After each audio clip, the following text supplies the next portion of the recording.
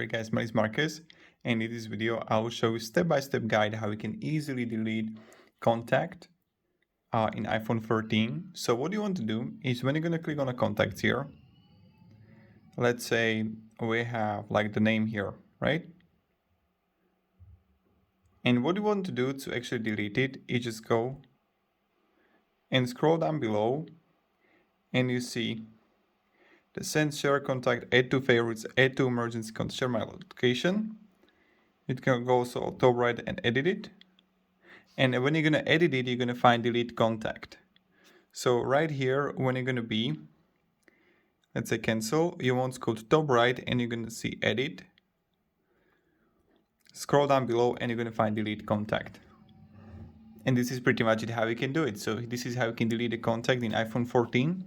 Thank you very much guys for watching and have a great day and goodbye. See ya.